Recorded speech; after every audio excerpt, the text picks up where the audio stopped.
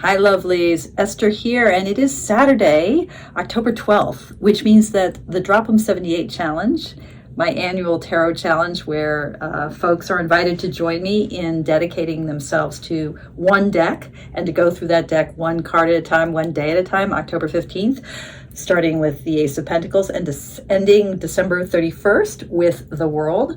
That challenge begins on Tuesday. It's Saturday. That's 3 days from now. Holy cow. I still don't know what deck I'm going to use.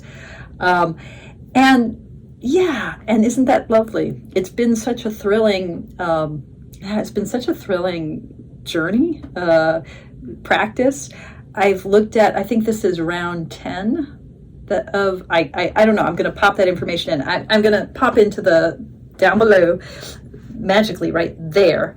How many decks I've been looking at this fall as I think about which deck I want to use, the one deck to bind them all this fall.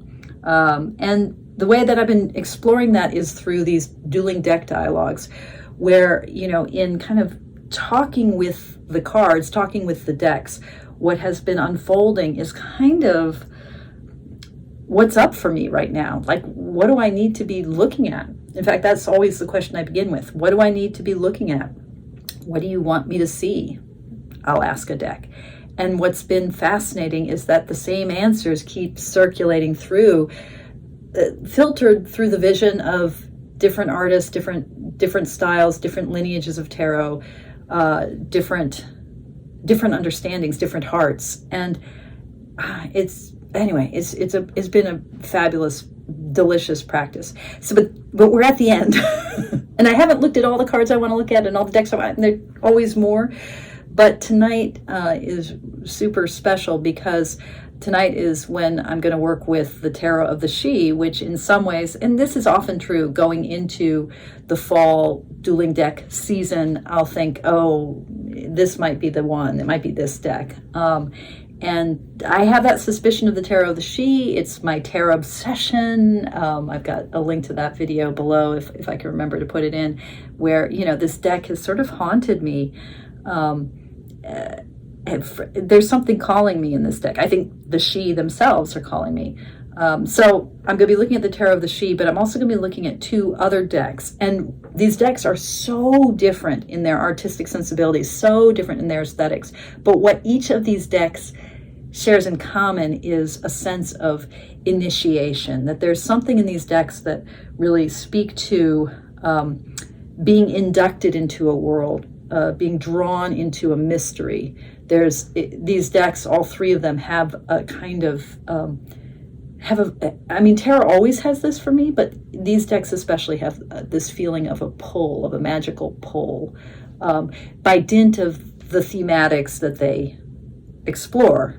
So that may sound kind of abstract, but the first deck that I'm going to look at, the Red Seeds Tarot, is explicitly about initiation. The Eleusinian mysteries in ancient Greece were this 10-day, I think, series of events. It was an initiation rite. It was centered around the myth of Persephone and Demeter and the descent into the underworld. And in Linda Hill's tarot deck, the imagery and the kind of mythopoetics, if I can say that, of the Eleusinian mysteries become a vehicle for her artistically to explore that archetypal journey that's present in all tarot decks. So this deck, I think, really reveals the ways in which the tarot itself is about initiation. And man, for a few years now, I've been thinking, this is where I am in my life. I am in this place of initiation, and I've also thought about this in terms of the archetype of the kore, which is the Greek word for maiden, in these like maiden goddesses like Persephone or Athena or Artemis. This archetype that's, we can think of it as, oh, the maiden is the virgin who will become the mother. But there's a power in the maiden that Jung pointed out to as a kind of archetype of selfhood, of the self with a capital S, the unified or integrated, fully realized self. And so this story of Persephone, which Linda Hill kind of summarizes in this kind of three statements, is really beautiful. Demeter is the harvest, Persephone is the seed, Hades is the rich, fertile earth beneath our feet. That the relationship between Persephone, daughter, Demeter, mother, and Hades, the male figure that Persephone joins with, is the relationship between seed, harvest, and the earth that enables the growth. The young maiden, Kore, Persephone, Kore, was picking flowers in a field when she was suddenly abducted by Hades, god of the underworld. Demeter, her mother, was devastated and searched the land for 9 days looking for her daughter. She did not find her. Helios, the sun god, told her that Persephone was in the underworld. Demeter was mortified, and so she withdrew her powers from the earth, which started to die, and the people began to starve. The great mother was asked many times by the gods to stop the devastation, but she refused. Only when her daughter was by her side once again would she consider changing her mind. Meanwhile, in the underworld, Persephone shared the seeds of a pomegranate with Hades. The act ensured that she would become Hades' queen, for those who ate in Hades had to reside there for eternity. Knowing this, Demeter surrendered and accepted a compromise. Persephone would ascend to the upper world in springtime to be with her mother, and descend to the underworld in the autumn to reign as queen of the underworld with her husband Hades. Demeter is the harvest, Persephone is the seed, Hades is the rich, fertile earth beneath our feet. So that story, right? A story of descent, of loss, of shadow, of the cold and the dark, and what does it mean for part of ourselves to make that journey into the underworld? What dies in that process? But then what is born again into the light when we return from the underworld? And on the backs of the cards, she has also written, I am the seed, I am rebirth. I am Demeter, I am the harvest, I am life. I am Hades, I am the rich, fertile earth. I am death, I am Persephone, I am the seed, I am rebirth.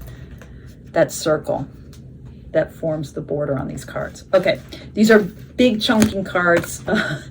Very hard to figure out how to shuffle, even to do a side shuffle, but I'm gonna endeavor to do so now. Okay. So here we go. I tried to do a reading, oops.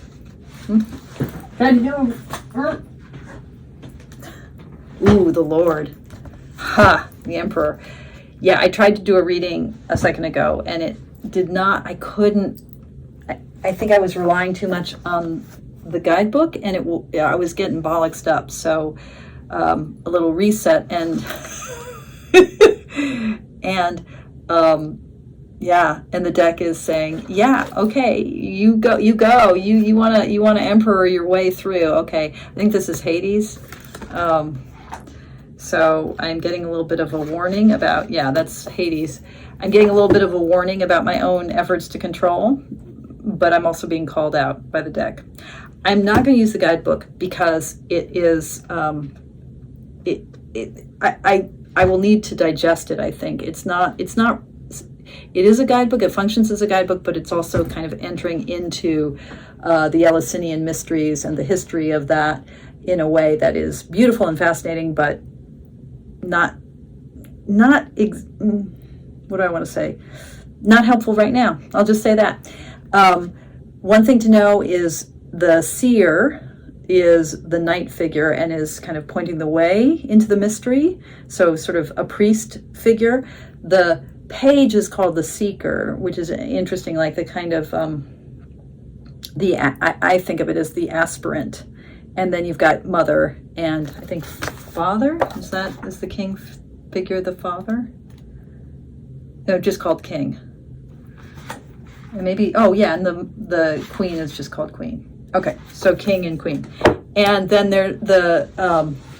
all of the major arcana are kind of coordinated with the mythos of Persephone and Demeter. The minor arcana, the suit correspondences are really interesting in this deck. So the one that's the hardest for me is bees are related to, the suit of bees is the suit of air. But that kind of flying, flighty, golden quality, this relates to the Melusai, who were the priestesses that presided over the Eleusinian mysteries, apparently. But that kind of quality of bees, they're flying, right? Their buzzing, their movement through the air is what gets called out in the suit of air. Okay, so we're just going to dive in. I have been told that I am being the Lord here. I am being Hades, and apologies, deck. Red Seeds Tarot. What do you want to show me? How do you want to initiate me if I try to let go of my controlling nature and surrender to you? If I'm able to surrender to you, what will you show me? And you're saying the Hierophants, okay. So there's going to be, by the way, there's nudity in this deck. I guess I should have said something about that before I held up some nudity. Okay. The Hierophants. Okay, so we are in the presence of the sacred authorities. So you want to take me in. You want me to take me into this ancient initiation.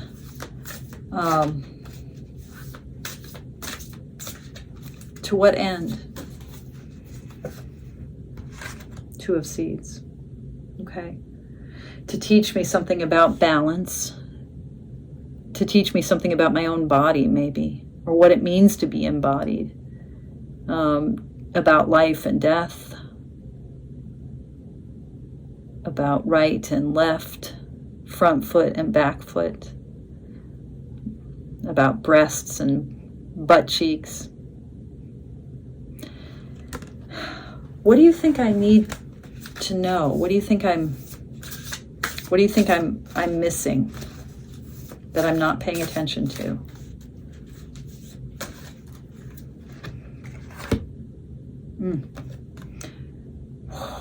Okay, 5 of Vessels. So, oh my God, this submerged figure. So, I've gotten the 5 of Cups before. I got it just in my last reading. Did I get it in the Somnia? I think I got it in one of the decks I was reading, one of the photographic decks. I think it was the Somnia. But I've gotten it before, I think, in other readings. So this is about grief and loss, and it is about death and being submerged. I wasn't going to look at the guidebook, but I really do want to know a little bit more about the 5 of Vessels.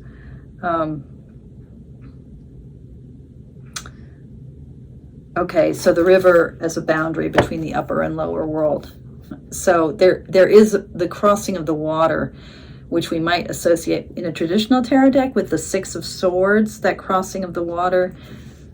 Here, this is about the boundary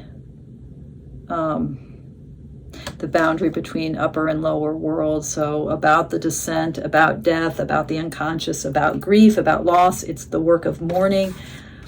This is what you want me to see. Yeah. Do you think I'm ready to see it?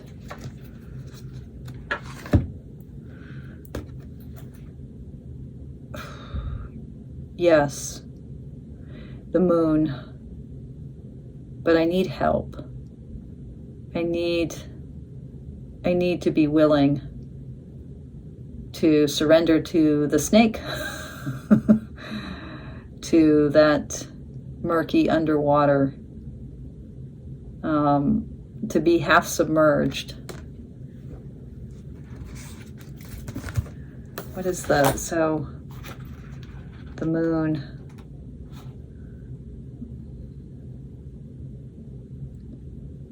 Oh.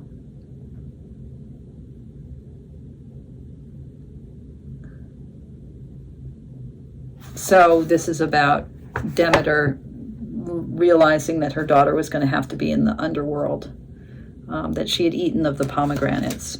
So this part of the myth, right, that Linda Hill is sort of working with the myth through the major arcana. What does it mean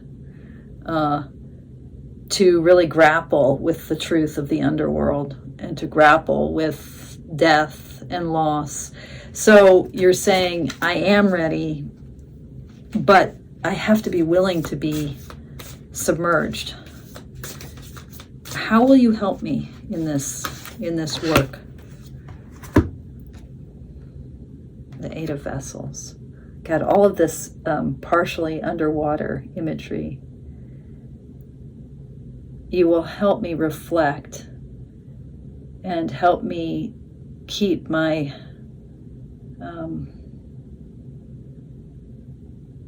keep me with my eyes turned toward the waters, my willingness to let go, my willingness to surrender. You're going to teach me to surrender. Is that right? Since I started out as the Lord. And actually these are very similar, right? This one is all vulnerability, his feet all wet. So I feel myself a little resistant to you. I'm wondering what you make of that. I think these images are beautiful, but I'm reluctant to trust you. How is that? And you're saying that's okay. Ace of Pentacles, it's all here. The seed will grow. The trust will grow.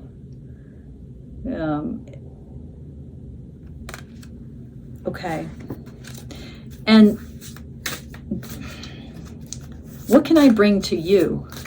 How do you see me in this process? How am I working with you? And you're saying I'm ace of air. Okay, so I'm a busy bee. Fair enough. Okay.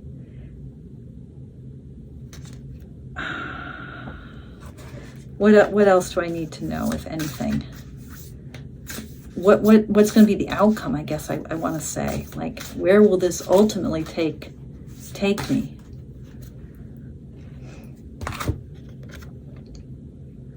Eight of Fire. Yeah. So I've gotten the Eight of Wands a bunch of times. So there's something in play here. There's fire, there's movement, there's something is bursting forth, being lit. God, these cards are just gorgeous. Look at this. I mean, lit from within. And what else? What am I missing? What last something, if anything? I'm interested that all these cards, I keep turning the deck and they all keep, I don't read reversals when I'm doing deck dialogues, but I'm noticing that I'm getting nothing but reversals. And this is about the little one, okay? The little child. I have to be willing to play. And I have to be willing, I think, to be upside down and to be reversed and to have, I think, to allow the Lord to be reflected through the water, through loss, to let it go. I just want to see what the Eight of Vessels, what she says about them.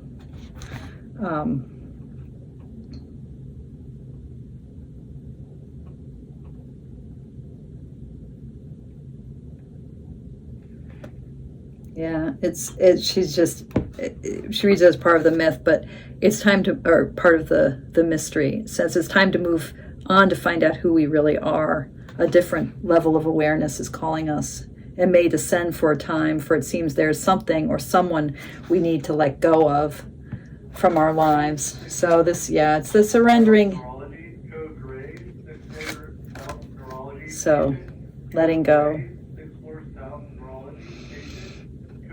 and surrender. The surrender is sort of the powerful reading here. And willing to be a child again, I think. And yeah, it's a really interesting deck because what she's doing is in the major arcana, she's giving us in the myth, and in the minor arcana, she's giving us the ritual that reenacts the myth. And that's a really fascinating way. So, in other words, the major arcana talks about all of the parts of the story of Demeter and Persephone, but then the minor arcana talks about all of the moments of that initiation ceremony of the Eleusinian mysteries, which are reenacting the myth through the activity of priestesses and aspirants and all of that. And I think that's just a brilliant way to think about the structure of tarot and the relationship between the major and the minor, and to think about the relationship between myth and ritual. That in some ways, the minor arcana, which we think of as kind of everyday life, the here and now, our mundane world, it is reenacting the mythopoetic universe of the self, of the soul's journey. Okay. Yeah, Red Seeds Tarot. It's not an easy deck because there are a lot of pieces. I mean, in some ways it's an easy deck, but because of its tying into this historical initiation, right, and its relation to myth, and then the kind of retelling or the recharacterizing of the suits, a lot of moving pieces. But God, that artwork is just, I feel like I want to pull one more card. That artwork is just, yeah, I feel like I need one more. I need to really give myself to you and to let you tell me exactly what's what. Four of Bees. Yeah, lotus position. So just to come into contemplation with this deck and stillness and that kind of meditative, holy space of contemplation, allowing the chakras to line up, all those bees running through her body. Yeah, allowing light and air. Okay. Wow. Okay. Red Seeds Tarot. Initiation. This deck is so visually dissimilar. And it's a deck that I saw for sale on eBay and for a good price, and it ended up being a beautiful copy of it that was still sealed.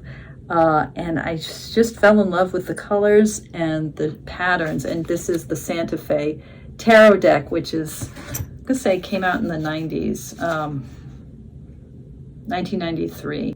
So I'll just read and just look at the backs and the colors. I mean, right? This is crafted by these two sisters, longtime residents of New Mexico. They're European Americans, white women, Tracy Huber and, Holly Huber and Tracy Lecoq.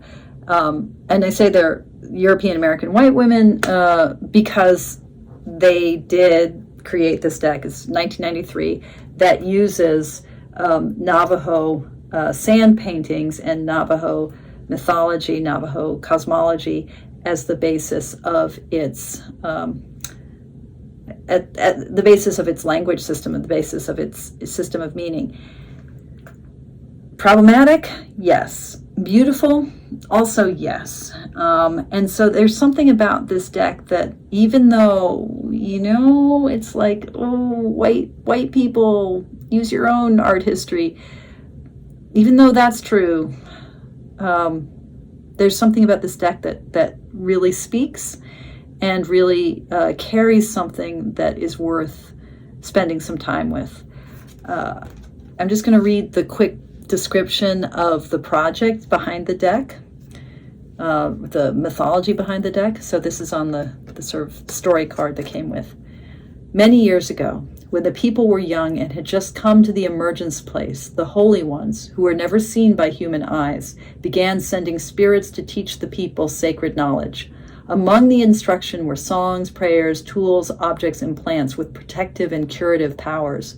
But when used in conjunction with all the others, the most powerful gift of all was the sand painting. And it's the sand painting in New Mexico, the Navajoan sand painting. That was what really inspired these two sisters to make these cards. Most powerful of all was the gift of sand painting. Through it, the people learned that the universe was a delicately balanced system full of huge, powerful forces capable of great good and terrible evil. When the balance is upset, a Navajo chant or way must be performed, and the combination of word song and sand painting provide the strongest means to restore harmony. The ancient art of tarot also offers both the seeker and diviner a method of discovering imbalances and disharmonies, and provides a system by which a person can learn hidden truths. In combining these two culturally rich art and myth forms, the Santa Fe Tarot deck offers a unique and fascinating opportunity to travel the path of beauty. Now, the tarot itself is a European appropriation of Islamic forms, right, into European art, because the 4 suits of the minor arcana come from the imagery of the Islamic playing card deck, the Mamluk playing card deck that comes into Europe in the 1300s. So in a way, this tarot deck, which is merging sort of tarot history with this indigenous art form of the sand painting, it's kind of like it's in the history of tarot. Tarot has always had this appropriative kind of quality to it. Appropriative, but also maybe alchemical, bringing together different and often opposing forms and into the crucible of human creativity. Anyway, I kind of like this deck. Let's see let's see how it is to read with it. And I think this idea of path of beauty and finding balance, there is an initiation underway in this deck.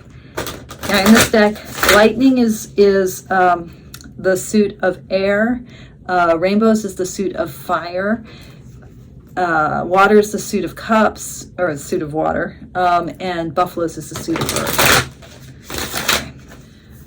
Okay, Santa Fe Tarot. Yeah. What do you want to show me? What do you want to teach me? What do you want me to know? Ace of Rainbows. Okay, so this is Ace of Fire. So you want me to know about fire.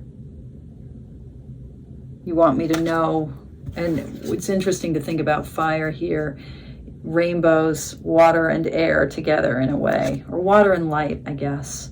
But there's a way in which fire, it's interesting that rainbows is the suit of fire. Yeah. Let me just see if there's something that I should know.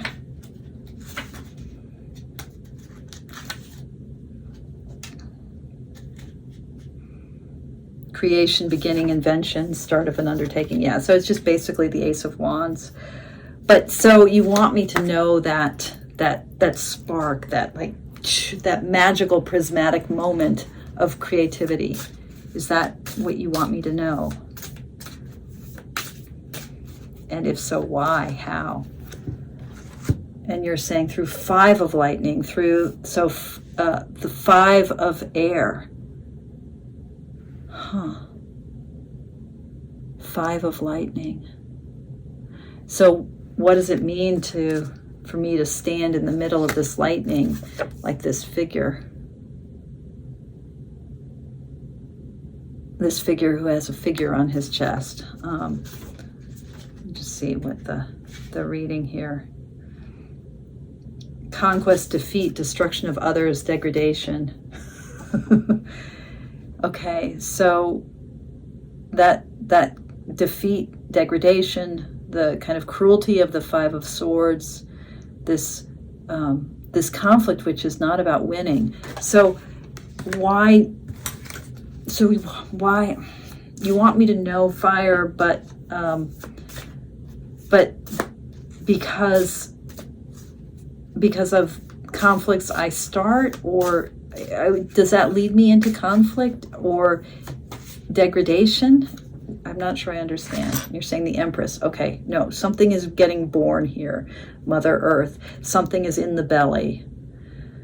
But it might, I guess you're saying that this is going to be hard. Are you saying that this is hard work, that you're wanting to inspire me in something that is wanting to be born, is in the belly, is emerging from the womb of the earth, but that it's going to be hard? Is that what you're saying? Okay. All right. Let me try that again. What are you saying here? 9 of Buffalo. So this is the 9 of Earth. That seems positive, but why? He looks like he's frowning. Is he frowning? I mean, this seems like this is plenty and being, well, the lady in her garden from the classic, what do I want to say? The classic Rider-Waite-Smith imagery. 9 of Buffalo. So let's just see. Accomplishment, discernment, discretion, foresight, prudence. So yeah, so there is a kind of material well-being, love of nature. So this is a prosperity card. So there's prosperity here that's being born. Is that what you're saying? You're saying the King of Rainbows. So this is King of Air. Big rainbow, yay. So this is air of air. Oh no, I'm sorry. Rainbows, I keep wanting to have rainbows be air, but rainbows are fire.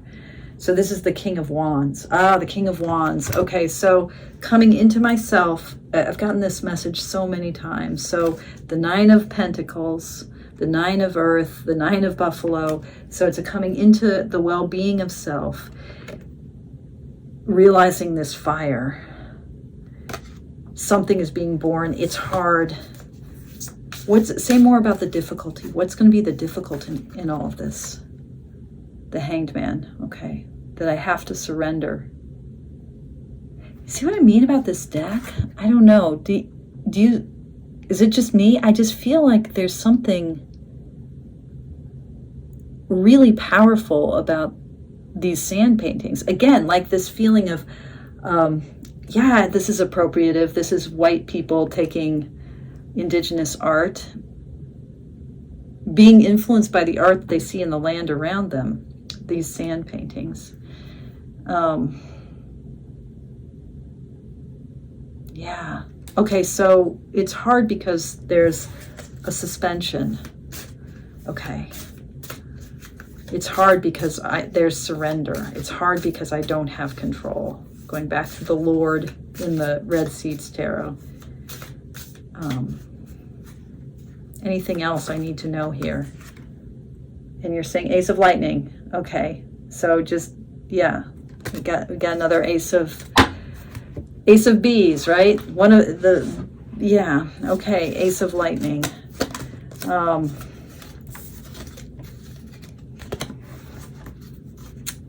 I'm wondering, Santa Fe Tarot, is it okay to work with you? Is your legacy okay given issues of appropriation and colonialism? And you're saying, yeah, this is 6 of Wands. It's okay. There's something that works here, and maybe I can just trust in that, what works here. There's also the 6 of Wands is classically a colonial card. It's got the conquering hero, but there's something that works.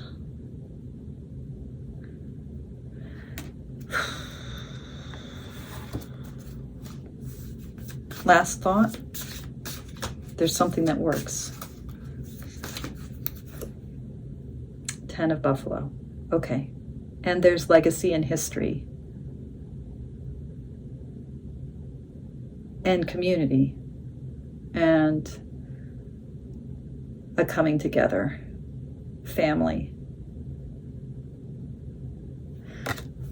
10 of Buffalo, 10 of Earth. Okay. Ooh. Santa Fe Tarot. Yeah, what do you guys think? And now, the last deck. My Tarot of the She. And this is the version that I created by taking my own deck and photographing it with my iPad and printing it for my own use.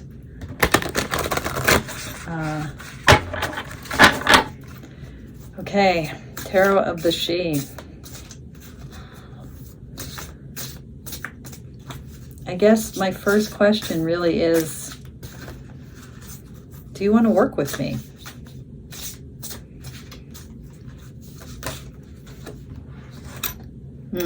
And you're saying, gift of wisdom, dancer king. So this is the King of Cups. Okay, I'm going to take that as a yes. And I've been getting a lot of King of Cups in these readings. Okay. So heir of water, king of the heart, gift of wisdom. Oops, we just got two jumpers. And we've got, okay, so this is the Knight of Air, the Knight of Swords, gift of liberty, the Dreamer Prince. So this is what you're saying right off the bat. You're just coming forward and you're saying death and the Dreamer Prince. So there's something here about a kind of liberation of the mind, going where it needs to go. This Knight of Swords, he is flying into the air, and a kind of ability to be completely free. That swiftness of thought. But this is also this card of death, of a willingness to be in the dark, in the earth, to go through that death. I mean, what does she say about death? The new moon speaks of inevitable winter as the cold wind caresses the autumn yews. Roots grow deep like veins into the bones of the ancestors, and I will wait upon the mound. Fear me not, for I am not your end, but rather that which cuts you free. So, yeah, so this freedom of the Dreamer Prince is also tied to that dark night of the soul. Is this where you want to take me? Into that dark night of the soul, of real freedom. And you're saying Dancer 10, Heart Song. So you might want to take me somewhere else. Or is this ultimately where it goes into this complete prismatic, multicolored, I keep using the word prism and prismatic. I'm thinking about prismavisions. This complete flood of light and color, this song of the heart, this complete bursting of the heart. So that might be where, is that the final destination? Is that where this is heading? Is that what you're saying? Oh, desolation. Or maybe it's Dreamer 10. Maybe it's not Dancer 10. Maybe it's Dreamer 10. In this deck, this deck was very much keyed into the question of creativity. So there's the dreamer, that's the mind, the suit of air. There's the dancers, that's the suit of cups, which is like the movement of the heart, this expression that isn't limited to words and concrete forms. And then there's the warrior, the suit of fire, and then the maker, the suit of earth. So very much about expression and creativity. So desolation. These are keywords that I don't mind at all, by the way. I don't usually like keywords. So there might be, it is ego death, but also the heart song, okay? That tracks. The 10 of Swords and the 10 of Cups are kind of the same place, but one is through the lens of the dissolution of that ego that I'm holding on to so tightly, and the other is through the lens of the freedom of the heart. So that's where you want to take me. What keeps me from going there? And you're saying the Dreamer 3.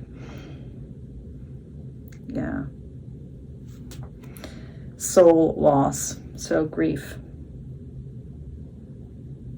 Yeah. Yeah. Sure enough. Am I ready for this? And you're saying yes. Gift of glory. That this is my knight.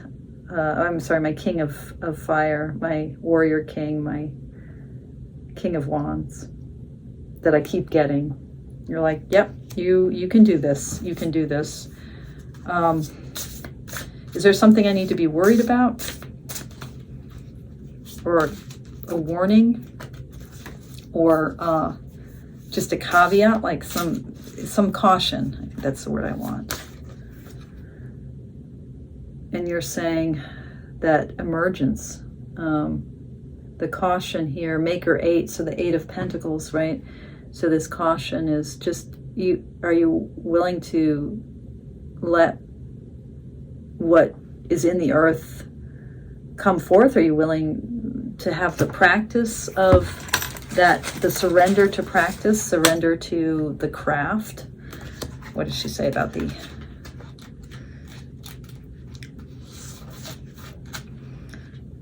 A vision of potential crowned from seed that's planted in the ground. The tests are passed. The task is done. Now glimpse the future that is won. So this is really a triumphant card. Although for me, the 8 of Pentacles isn't about emergence so much as it's about really kind of surrendering to the earth, surrendering to the practice.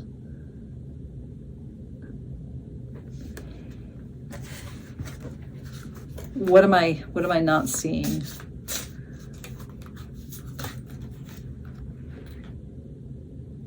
Yeah, so you're saying this is the Page of Cups.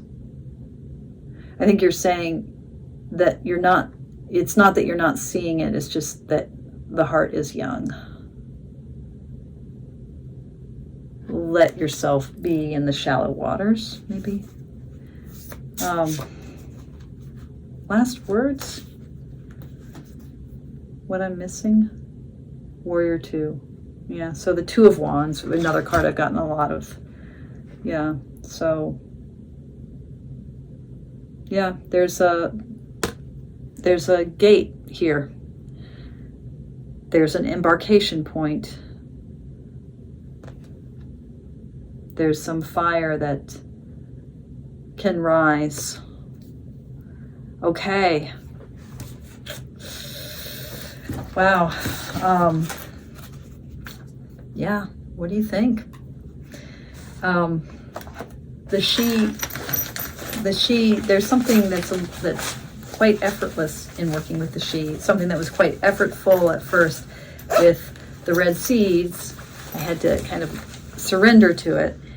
And then the Santa Fe Tarot, surprisingly clear reader, even if it's somewhat problematic. What do you guys think? Thoughts? Okay, time to go. Thank you for your practice. Thank you for watching. What pleasure, what joy. Okay, take care.